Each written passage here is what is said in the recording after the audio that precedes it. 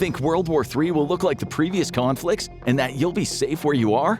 Forget the images of shattered cities and starving civilians from the last world wars. This time, the destruction will be faster, more global, and far more personal. No one is out of reach.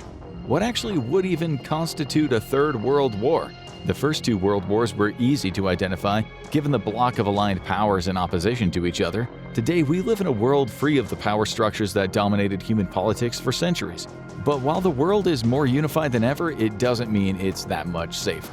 Because the belligerents who could launch World War III have weapons and capabilities that the old powers of World War I and II could only dream of. So before we tell you how everything is gonna suck after World War III, what is a realistic scenario for what'll probably be mankind's last great conflict? Authoritarianism is on the rise around the world, and it's not just because people woke up one day and decided they wanted kings again. Nations like China, Russia, and Iran actively attack the liberal world order, using information technology in order to undo it. From AI-powered propaganda designed to spark political chaos, to nations outright buying influencers like Russia's role in the Tenet media scandal. If you spend any time online, you're already on the front lines of World War III. Once democracies used the media, the tools of liberation, to undo the Soviet Union's grip on the world. Today, old threats have learned to use those same tools to undermine our democracies. It's no conspiracy theory to suggest that Russia, China, and Iran specifically are in alignment as they attempt to undo the global order for their benefit. As authoritarian states, they need to change the global status quo to ensure the survival of their regimes. Nothing is more dangerous to a dictator than democracy. Russia has attacked the US and Europe with propaganda and even kinetic sabotage, while China's preparing to destroy Taiwan, a vibrant democracy 90 miles off its own coast. Iran, meanwhile, has fueled global propaganda attacking Israel, the US, and Europe to delegitimize them politically. It's easy to see then how World War III would feature this block of powers aligned more out of necessity than any actual solidarity with each other versus the liberal world order.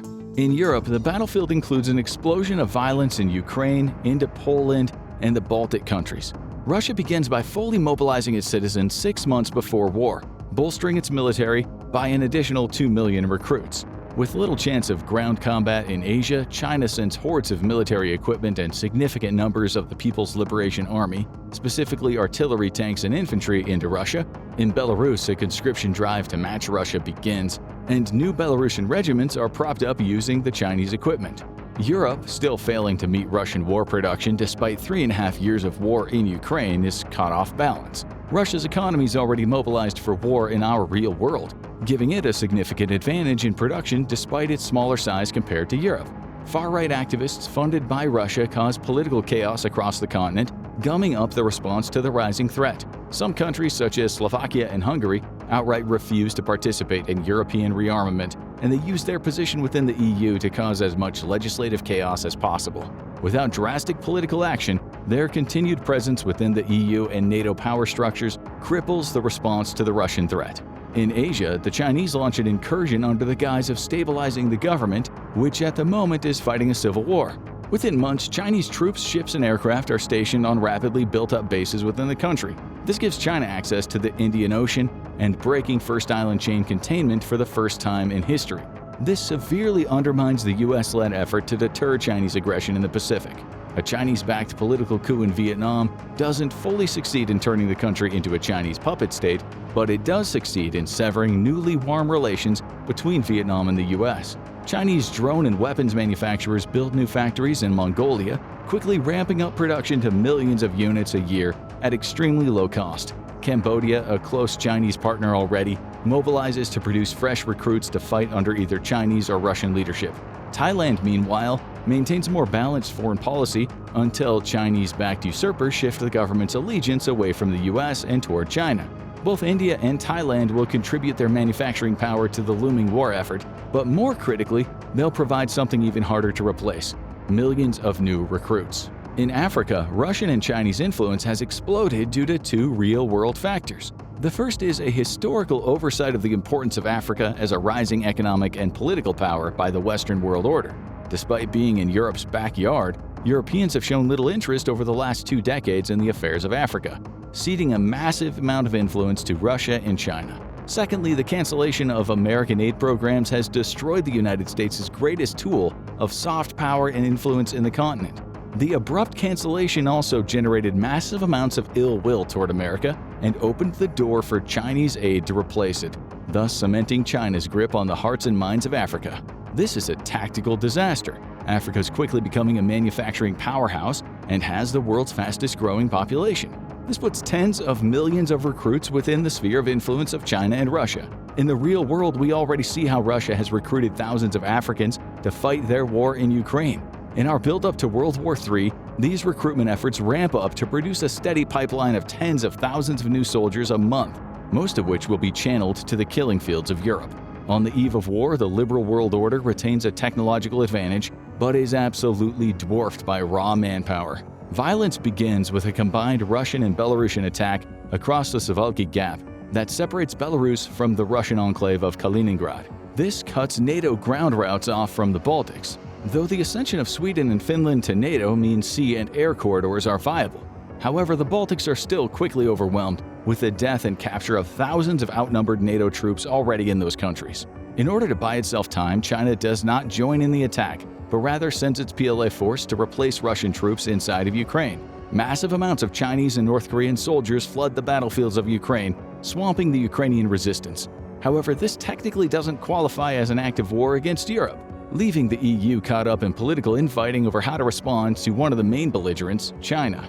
In the Pacific, North Korea launches artillery attacks against South Korea, with skirmishes across the DMZ by infantry and armor. It's enough to mire up U.S. forces on the Korean Peninsula, as well as the Republic of Korea.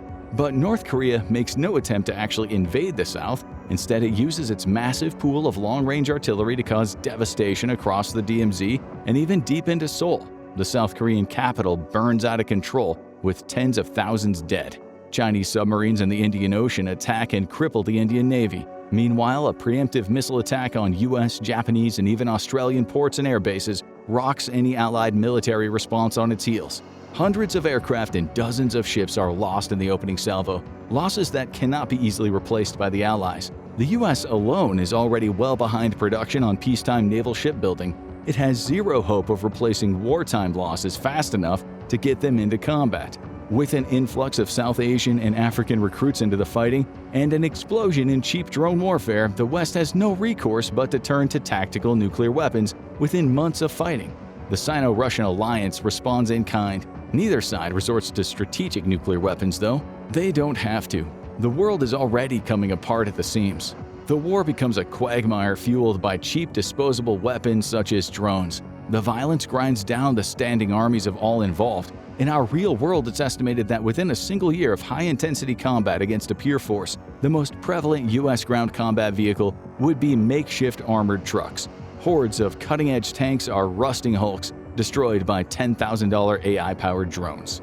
In the sea, it is no different. Supercarriers are sunk by swarm missile and drone attacks. Air bases are overrun by drone swarms so dense they resemble massive migratory flocks of birds. The ability to field even larger numbers of combat drones is rapidly outpacing all armies' attempts to defend from them. Even rapid-firing laser weapons simply aren't being adopted at a fast enough rate and can't destroy enough cheap drones before they themselves are overwhelmed. Multi-million-dollar defense systems fall victims to swarms of $1,000 drones. Eventually, the drone swarms make it to cities and places of industry. The current Ukrainian tactic of using long-range drones against Russian industry is replicated around the world on a massive scale. Missile interceptors cost $1 million or more each, but for the same cost, 3 or 4 long-range drones can be built. Combat devolves into infantry assaults on the scale of World War I, and here the Sino-Russian alliance has the advantage due to the sheer numbers. Their control over African governments limits the public outrage. Meanwhile, the democratic powers are inherently extremely casualty-averse, seriously affecting war morale. Flirting just shy of the full use of nuclear weapons, the West is the first to turn to tactical nuclear weapons along with chemical and biological warfare. The Sino-Russian forces respond in kind, though the West retains the advantage here, halting the steady advance across Europe just shy of the German border. In the Pacific, South Korea is choked with clouds of poison gas and biological agents. Tens of millions of civilians both in the north and south are dying. In many areas, combat is physically impossible due to contamination. One of the world's greatest economies is brought crashing down to its knees. China's naval and air forces take such heavy losses that a conquest of Taiwan becomes impossible. In response, the People's Liberation Army Rocket Force ramps up missile production from new facilities in Thailand, Myanmar, Cambodia, and Mongolia. It uses long-range strikes to relentlessly target U.S. forces and hammer Japan's cities and industrial base.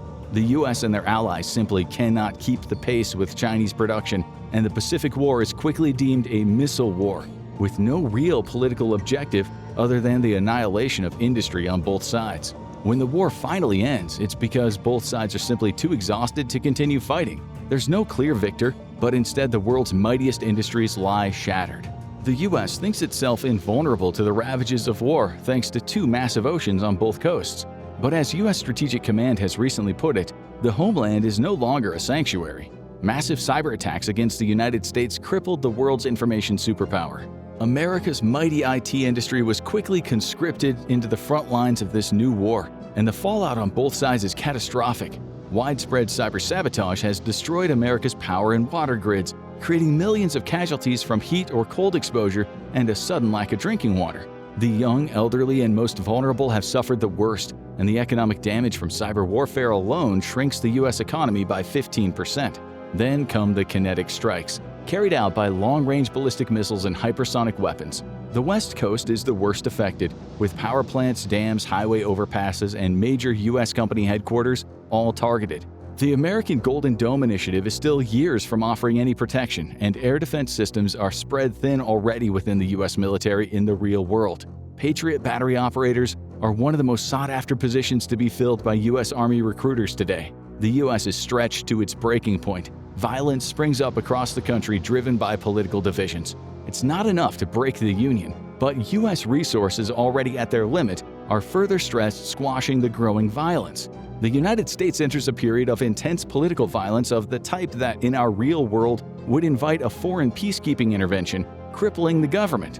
In a matter of years, the Union will likely break with the creation of two independent nations separate from the United States, one on the Pacific coast, the other on the East Coast. The loss of the two most economically important regions in the entire country means that the surviving United States will be ranked slightly above second world powers economically.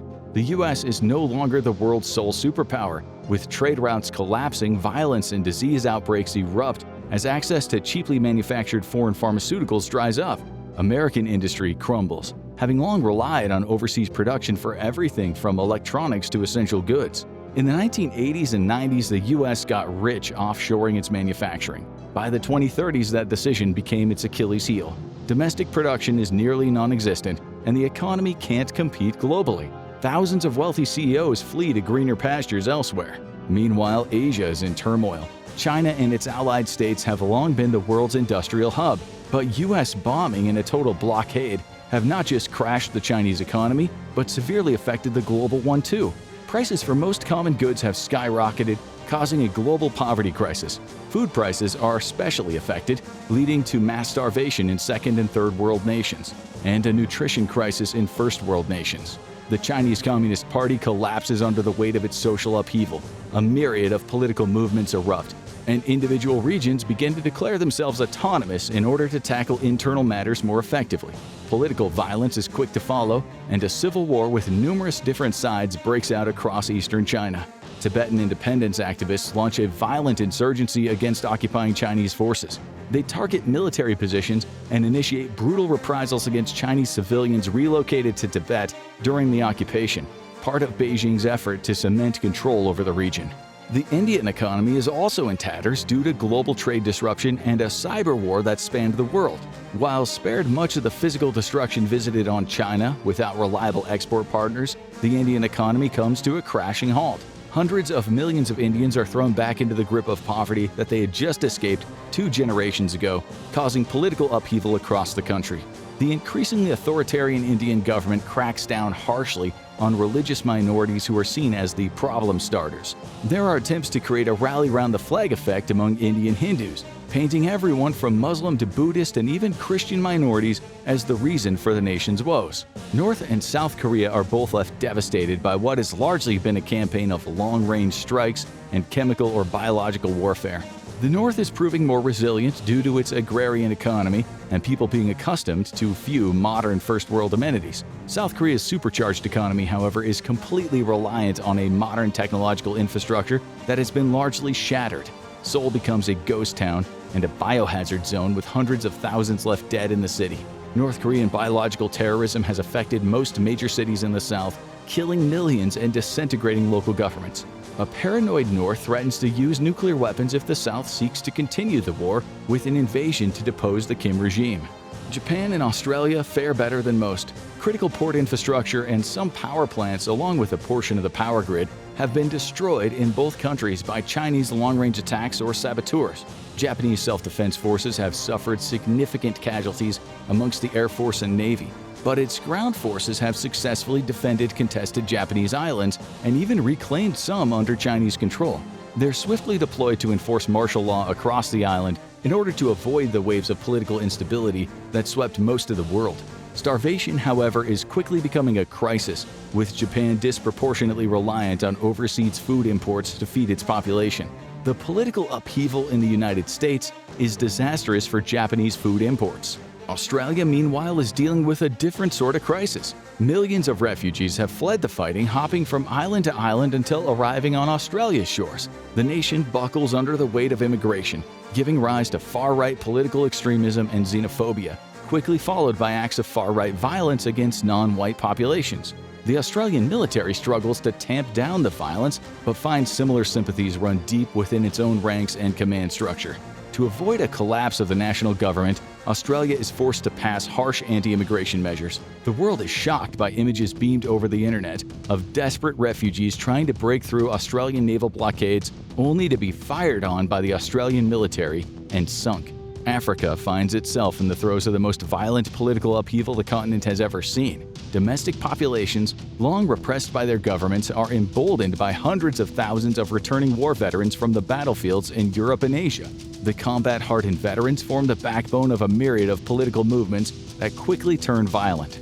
With the yoke of oppressive regimes loosened, anger erupts across the continent. Many turn to violence, furious over the loss of loved ones recruited by China and Russia, only to die in a war that never was theirs. The African Union struggles to hold itself together as national governments collapse overnight. Amidst the chaos, countries that have survived or never fully aligned with China and Russia engage in bloody skirmishes to protect their territory and keep the violence from spilling across their borders.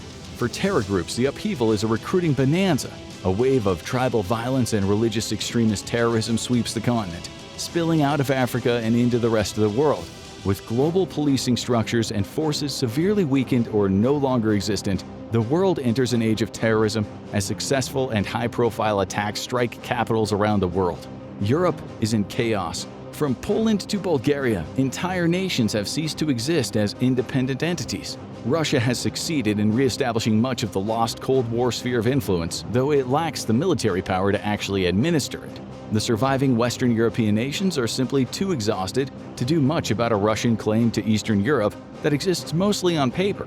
In truth, outside of the Russian border, these former countries have become almost completely lawless, with myriad factions vying for power. Independence movements redraw borders along ethnic and religious lines, spurring on waves of sectarian violence, while Moscow's too weak to do anything but watch from a distance.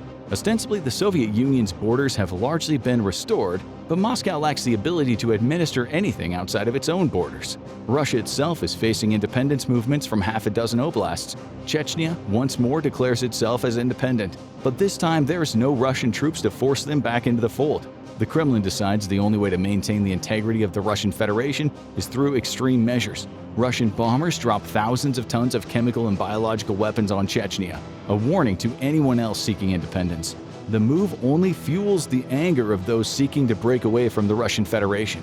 Volgodonsk, south of Volgograd, disappears under a mushroom cloud, the final warning from the Kremlin against those seeking independence. The move sparks outrage amongst the military, prompting a full-blown civil war. Western Europe lies shattered. Germany is covered under a toxic fog of biological and chemical agents. Tens of millions are dead. Europe's industrial heart is abandoned as Germans join massive waves of immigration moving ever westward. France is quickly overwhelmed by refugees, prompting Spain to take harsh measures and establish military fortifications along the overland routes from France to Spain. Refugees take to the boats, and entire flotillas spring up seeking safety in Spain, the UK, Portugal, Scandinavian countries, and even Northern Africa. The UK, Scandinavian, and Spanish navies are forced to fire on civilian ships attempting to break through naval blockades. Wealthy Europeans have long fled to Northern Africa, where they use their money, influence, and often private military companies to undermine local governments and set up personal enclaves. Weak African governments are helpless to stop this new wave of colonization, and entire chunks of Northern Africa are declared autonomous with the help of private armies. Everywhere, though, food and basic commodity prices are skyrocketing day by day. The world enters an age of mass starvation, shrinking the population by 2 billion within the first year. With the collapse of national governments comes the rise of libertarian corporate and oligarch states. Major corporations use their surviving wealth to carve out territory from weak nations, making themselves sovereign governments. The NATO alliance has disintegrated, and the liberal democratic world order is undone. In the wake of fear, disease, and starvation, authoritarianism is on the rise around the world. Powerful corporations enact technocracies as surviving technology becomes more precious than gold. Soon, they're as powerful as the former First World states, and their reach, especially in Africa and Asia, only increases year over year. National borders are redrawn as the world enters the age of the corporation state. Massive corporate armies providing political stability and expanding the reach of their sponsor government to seize critical natural and human resources. So, now that you've seen the aftermath, it's time to face the personal stakes. Would you make it through? Watch why you wouldn't survive World War III, or click on this video instead.